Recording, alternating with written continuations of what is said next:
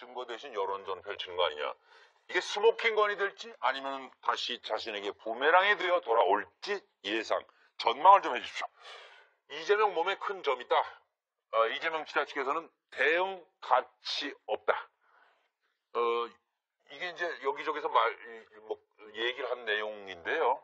여기저기가 아니고 가로 세로 연구소 여기 총각이라고 속이고 만나 집에서 데이트했다. 이재명 불행한 결혼생활 토로에 결혼까지 생각했다. 이재명 2009년 8월 통화에서 총각이라는 것 믿었어? 라고 복원했다. 라는 거는 이 김부선 씨의 지금 주장입니다. 그리고 지난 4일 SNS에 한 이제 음성 파일이 공개가 됐는데 거기에 보면은 이재명 몸의 큰 점, 가족 사정도 안다. 최악의 경우 법정서 꺼내려고 해요. 이렇게 이제 김부선 씨로 생각되는 사람이 얘기를 하자 공지영 씨로 생각되는 사람이 여자가 승소할 때 상대 남성 신체 특징을 밝힐 수 있는지가 관건이에요. 라고 얘기했다 하는 내용입니다. 2분 20초의 음성 파일 유출 경로는 지금 파악이 되지 않고 있습니다. 이런 상황에서 이재명 지사 측은 조만간 진실의 문이 열릴 것이다. 이렇게 나오고 있는데요. 들어보시겠습니다. 네. 저기 지하가 옛날에 슈퍼였는데 지금 이사 갔어요. 네. 근데 이재명 씨가 저기서 맥주하고 과자 보시래기하고 제가 그 휴지가 떨어져서 휴지 하나만 사오라고 그랬는데 네. 손 크게 한 통을 사다 주신 여기가 그 역사의 현장입니다. 이재명이 2번이나 보호해줬어요. 왜? 서로 부끄러운 일이니까. 왜? 그리고 정말 고백하건대 유부남인 거 알고 저를 설득했을 때 불행한 결혼 생활을 하고 있다 각방 쓴다고 했을 때 이혼할 수도 있잖아요. 그래 김부선 혼자 외로웠는데 수십 년간 그래 이런 남자친구로 사귀다가 결혼도 할 수 있겠지 나라고 why not 이런 생각이 들었어요. 저는 연인밖에 알 수 없는 가족의 비밀, 신체의 비밀을 다 알고 있습니다. 그 연인 관계라는 입장이시잖아요. 그렇습니다. 예, 연인 관계를 입증할 만한 증거나 혹시 자료가 있으실까요? 너무 많이 있습니다. 그렇지만 그건 수사기관에서 말씀드리겠습니다. 제가 아까 말씀드렸잖아요. 오늘은 진술 안 할 거라고. 언론인들과의 약속을 취소할 수가 없고 또 결정적인 거짓말을 서류로 갖고 왔고 그거를 전해드리고 상대는 아주 영리한 법조인이고 변호사예요. 이재명 씨는. 네, 재출석하실 기간 동안에 저번에 이제 제출했던 경찰에 자료들이 있었다고 그랬잖아요. 그거 말고도 또 다른 자료들. 네, 오늘 이것저것 써놨습니다. 저 서울 소재에 있는 검찰청에 고소를 할 때 아주 많은 증거와 자료를 준비했습니다. 이상은 말씀 자유롭게 원하시는 분만. 노영희 변호사님. 저는 사실 이 사건에 대해서 잘 모르니까 함부로 말을 못합니다만은 공지영 작가가 왜 김부선 씨하고 왜 통화를 녹음을 하고 그 녹취된 파일을 경찰에 제출했는지 잘 모르겠어요. 만약에 그 김부선 씨가 정말로 좀 그렇긴 하네요. 일반적으로는 그냥 지인끼리 하면서 녹취를 한다? 그러니까 기본적으로 그런 주장이 있으면 김부선 씨가 가서 얘기를 하면 되는 거거든요. 그렇네요. 또 그런데 공지영 씨가 굳이 다른 사람 말도 아닌 예를 들어 제3자가 그런 말 했다면 모르겠는데 김부선 씨 말을 굳이 녹음해서 그거를 증거라고 하면서 제출을 하고 또 이번에 그게 결과적으로 500만 원 그때 현상금 내걸었던 분한테 넘기고 또 그분들은 또 그 녹취 파일을 거론된 변호사들에게 다 공유하고 이런 거는 제가 봤을 때 좀 상식적이지가 않은데 이런 식으로 하는 이유 중에 하나는 딱 하나밖에 없어요. 그러니까 증거가 없을 때 보통 증거를 만들어서 좀 이렇게 전략적으로 사용할 때 보통 그런 걸 많이 하거든요, 변호사들이. 증거를 만든다는 건 증거 같은 거를 만든다는 그러니까 증거가 확실한 증거는 아닙니다. 그러니까 가짜 증거 이런 걸 말하는 게 아니라 이제 객관적으로 뭔가 내가 한 말 말고 당사자 말고 다른 사람이 한 말을 뭔가 가져다가 주어야지 사실은 증거가 되는 건데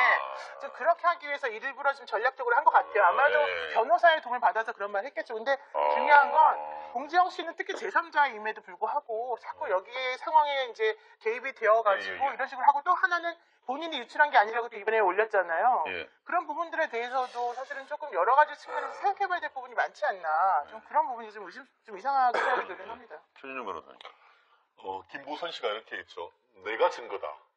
아마 다들 기억하실 겁니다. 예, 예. 본인이 직접 봤다. 예. 내가 피해자이면서 그 누구보다도 이재명 지사와의 관계 속에서 그와 같은 지금 오늘 그 녹취록에 나온 얘기를 직접 봤다 이 얘기인데 문제는 지금 뭐 노 변호사님 말씀하신 것처럼 본인이 얘기는 하고 있진 않습니다만 전체 맥락을 봤을 때는 최후에 법정에서 이 부분을 밝히겠다 이렇게 지금 얘기를 했는 점에서 어쨌든 간에 중요한 것은 지금 뭐 그 노 변호사님 같은 경우에는 증거를 채집했는 절차에 대해서 문제를 얘기를 하고 있습니다만 더 중요한 것은 지금 둘 사이에 정말 개인적인 관계가 있었는지 여부가 핵심 쟁점이고 그것이 경우에 따라서는 허위사실 유포죄로 해서 공직선거법 위반에 따라서 경우에 따라서는 이재명 경기지사의 직 자체가 왔다 갔다 할 수 있는 그런 중요한 문제입니다. 그렇다고 하면 단순히 이재명 지사가 대응할 가치조차 없다 이렇게 얘기를 할 것인지에 대해서 좀 의문이 있고 사실관계를 객관적으로 밝히는 것 오히려 더 중요한 것이 아닌가 생각합니다.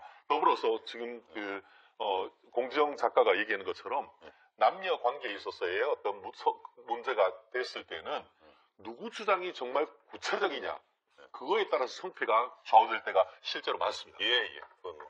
이건 굳이, 정했습니다. 네, 굳이 뭐 말씀 안 해도 된다고 했는데, 네. 제가 이재명 지사한테 700만 원을 물어줬는데 지난번에. 그게 뭐냐면 이재명 지사가 자기 형을 그 정신병원에 집어넣은 의혹이 있고 이렇게 해야 되는데 집어넣고 해가지고 그 말 한마디 잘못해가지고 제가 700만 원 물어줬는데 그래서 이번에도 이거예요. 점 의혹이 점이 아니에요. 점 의혹이 경기도정에 큰 영향을 미칠 것 같다. 이게 뭐냐면 총알이 작지만 코끼리도 그렇게 보신다? 죽일 수 있어요. 그러니까 점 의혹이 경기도정에 큰 영향을 미칠 것 같다. 그리고 뭐, 정화동 부장도 말씀. 예. 저는 글자를 썼다가 지웠습니다. 여러 가지 법률적 논란에 대비하기 위해서. 그래서 저는 돈 많은데 뭐. 아니, 그래서 이거는 법률적으로 저 말을 쓴 게 아니기 때문에, 예. 그래서 지금 공지영 작가와의 통화에서 한 얘기잖아요. 그래서 법률적 어프로치, 리걸 어프로치 용어가 아닙니다, 저거는. 그렇기 때문에, 결정적인 스모킹 건이 될 가능성은 없는 것 같고요. 그래서 오히려 문학적인 표현이라고 볼 수 있는데 저런 거는 그렇기 때문에 저거는 결국에는 일단 현재의 여러 가지 법률 공방에 있어서의 어떤 공중전, 여론 공중전을 염두에 두고 한 이런 게 아닌가 그렇게 생각이 됩니다. 양 박사님, 무슨 말씀 있으면요. 그 점입 가경, 그다음에 막장 드라마의 끝판 이렇게 이제 이야기를 해도 과언이 아닐 정도로 그리고 우리는 계속해서 어이없던 나훈아 쇼를 또 한 번 시즌 2로 봐야 되고 강요를 당하는 느낌의 불편함이 거지 없습니다.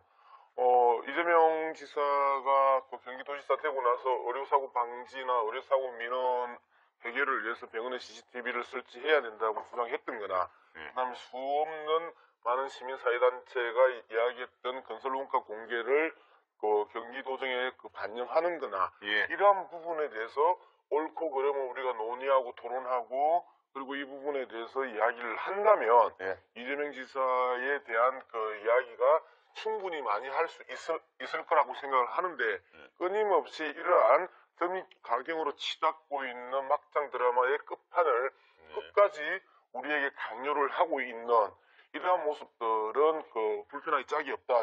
이재명 그 도지사 이렇게 이야기를 했다죠. 경기도정 정상화를 위해 불필요한 논쟁을 끝낼 시기다라고 이야기를 했기 때문에 조만간 이 그 불필요한 논쟁이 끝났으면 좋겠다라는 바람을 간절히 전합니다. 뭐 다 그러실 것 같아요. 그리고 한 가지만 넘어가도 되죠? 제3자 녹취가 증거 능력에 대해서 어떻게 좀 궁금한데 노영희 변호사님, 이거는 지금 저 본인이 김부선 씨가 제3자와의 대화를 녹취한 당사자가 아니죠.